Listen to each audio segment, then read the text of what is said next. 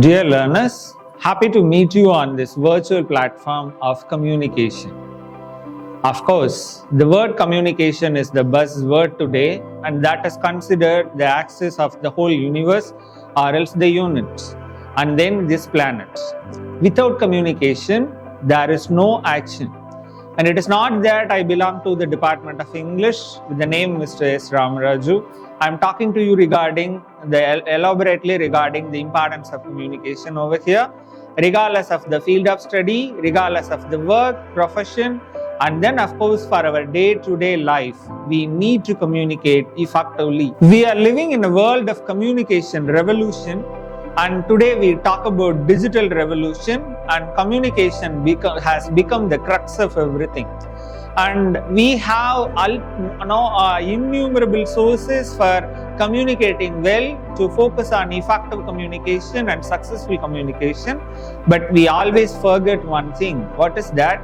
There are always barriers to communication. Right now, what I communicate to you is being videographed by the technical person, and I am also finding it somewhat uncomfortable and difficult to communicate to you because I am under CCTV surveillance and communicating something, and there is a kind of psychological barrier which is going on within me.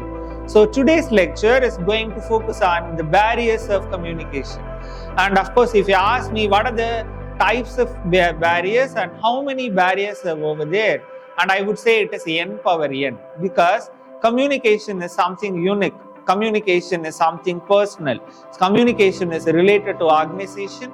Communication is related to context. So let me today focus on the major 6 barriers which we have to consider before communicating, while communicating, and of course after our communication. Because whenever we communicate, we aim at one thing. What is that? Making meaning. Or when we receive communication from somebody else, we always make our own meaning, or else we aim at the meaning what is being communicated. So the first type of communication is related to meaning. So what is that communication barrier? That is semantic barrier. Semantics, according to linguistics, it is the study of meaning in communication, and very often how do we derive meaning? Of course, all the time, whatever we communicate will not be received 100%. And right now, I play the role of a sender. I'm communicating to you or lecturing to you regarding the barriers of communication. I cannot expect 100% whatever I communicate today during this lecture or through this lecture will be received by every learner or every individual whomever is watching this particular video. And of course, the way in which we derive meaning and the barriers whatever we have within us will become the hallmark over there in communicating. For example, when we consider the statement, there is a virus in your system. Let us consider the statement, there is a virus in your system. There are now 2 key words over here in this particular sentence, and that is system and virus. So whenever, when I ask you who is the speaker of this particular statement, you might be giving different versions of answers.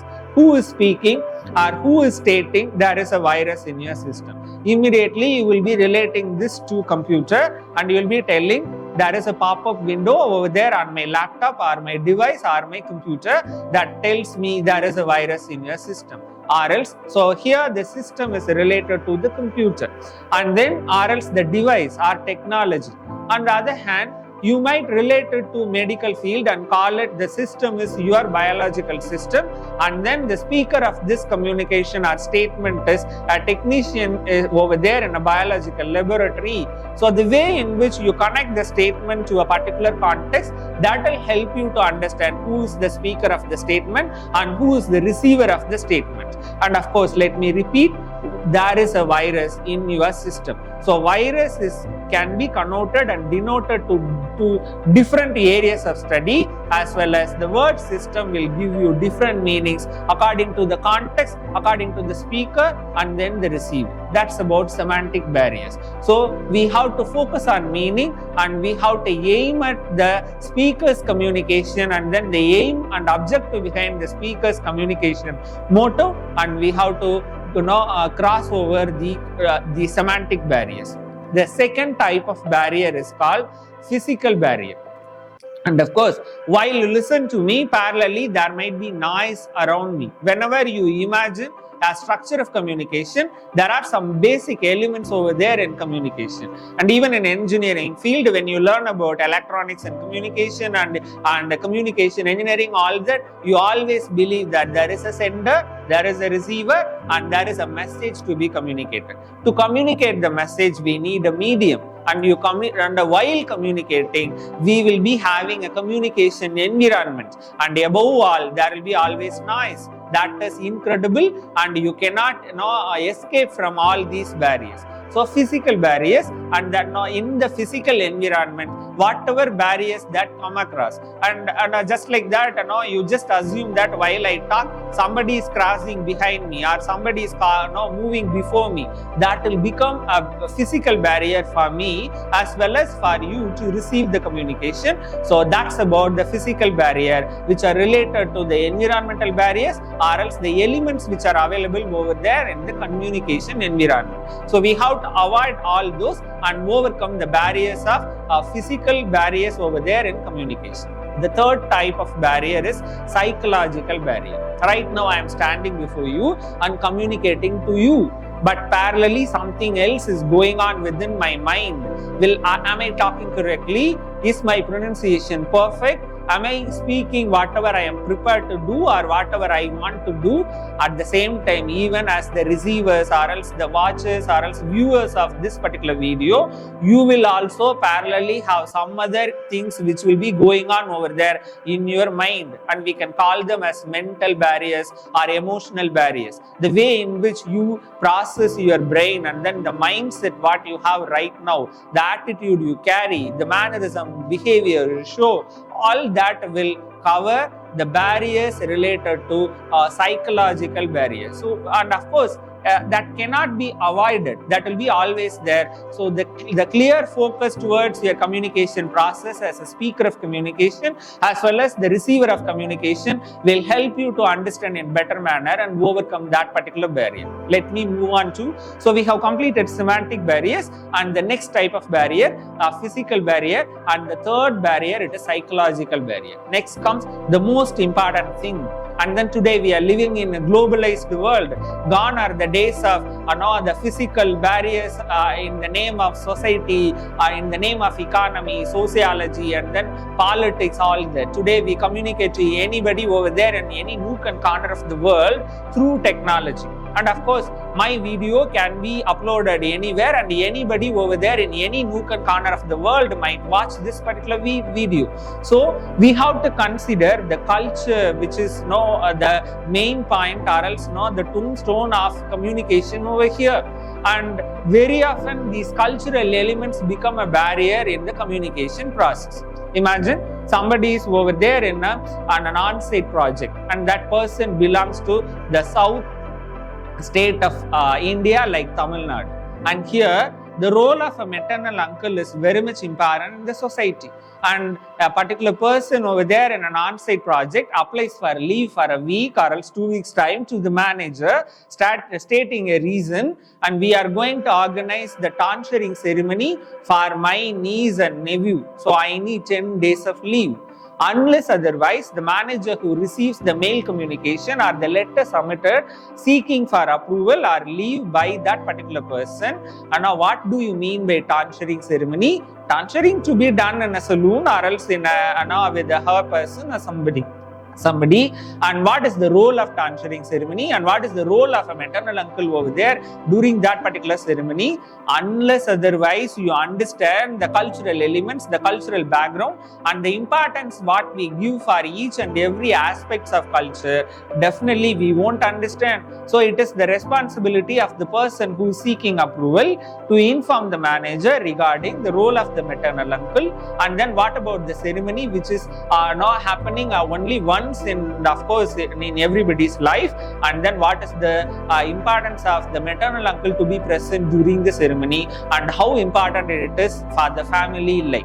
And of course, you might be thinking it is something I'm exaggerating this particular information, but that's the truth. And when we cross over or we overcome all these barriers, cultural barriers, we have to understand without culture there is no society. Without society there is no culture. So in this multicultural environment where we talk about, where we learn about intercultural communication or multicultural communication, we have to have awareness regarding these cultural barriers. So we have completed semantic barriers, physical barriers, psychological barriers, and then cultural barriers. Then comes linguistic barriers.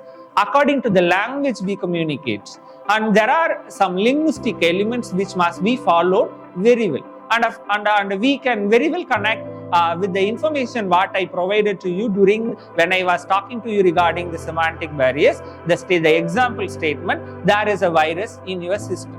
And so the word virus, how it is directly related to the field of medicine or bioorganism, all that. And then the present scenario, whenever you pronounce the word virus, how do you relate it to immediately to the field of information technology and computers. So we have to have awareness like this. For example, when you think of the letters PP, and then now we call it as per linguistics or else sociolinguistics or discourse analysis, the expansion for PP, and we have to consider when we be over there in the law area, field or else in the field of law and regulation environment, PP might stand for public prosecutor. And if you ask a common man who is standing over there in a bus stop waiting for a bus, it is something related to point to point, the bus that plies from one particular destination to another in a roundabout way. So according to the place in which you work and then the language you are related to, very often the meaning of all these words will communicate something in a different manner for the receiver as well as the sender of communication. That's about the linguistic barriers. So when we communicate in multicultural environment, we have to consider all these linguistic elements in communication and we have to communicate to them. A person in India very often pronounce the word cucumber as cucumber, and most of us don't even know the letters that make the word P-L-U-M-B-E-R. Let me repeat, P-L-U-M-B-E and R. The L is silent, the B is silent. You are supposed to pronounce the word as plumber, but all of us even translate it or literate it and write it as plumber. But actually that is wrong, unless otherwise you know the standard pronunciation, and then this linguistic barrier will continue. But imagine if the communication is received by a native language speaker, the native language speaker of English will be wondering what is that cucumber and what is that plumber, all that. So of course 100% eliminating all these mistakes and having awareness regarding all this is not applicable or not possible, but to some extent we have to avoid all these linguistic barriers and communicate. And finally, attitude barriers. We are all social animals, and basically we have our own human instinct. So what is our attitude? That is related to our character, and then our characteristics and mannerism and our behavior talks about your attitude. And even the word attitude in the present scenario is considered something negative, but basically it is an important concept. All of us are expected to enhance our attitude and then present ourselves in a pleasant manner to everybody in this particular world. So to progress in your personal and professional domains, obviously you have to focus on your attitude. Not only that, of course, our approach towards a particular topic and our approach towards the listeners or else the receivers, and sometimes the receiver's approach and then attitude towards the speaker of communication also will affect in the process of communication. So it is really, really important to enhance and develop our attitude towards the goal and aim and objectives behind communication process. And if you ask me what should be done, obviously we should be always optimistic, leaving off all the other issues related to communication, and then maintain a very good attitude throughout our communication process. So till now, we were talking about the barriers to effective communication, and namely, number one, semantic barriers. Number 2, physical barriers. Number 3, psychological barriers. Number 4, cultural barriers. Number 5, linguistic barriers. Number 6, attitude barriers. And so you are supposed to overcome all these barriers in your communication. And let me tell you something interesting what happened during this particular lecture videography. And at a particular point of time, we had that issue over there with the battery of the camera over here. That itself is a technological or else the physical barrier. All this will happen. So once again, my technical editor over here, and he helped me in overcoming that particular barrier, and he cooled me by saying, "Sir, don't worry, we will after making the battery well, and then once again we will continue with that. Right now I am continuing the lecture, and of course we are towards the end of our communication process, and our lecture on barriers to communication is also going to be over." So one of the fundamental principles of communication says something. What is that? We cannot not communicate. That is considered the first axiom of communication. What do you mean by, or what do we mean by we cannot not communicate? There are two negatives over there. We can't and not communicate.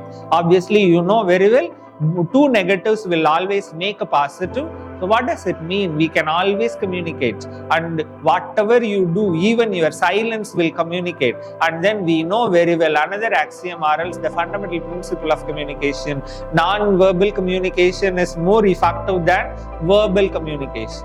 And we should always remember another principle of communication. Of course, one of the principles of theories of communication: perfection in communication is always impossible.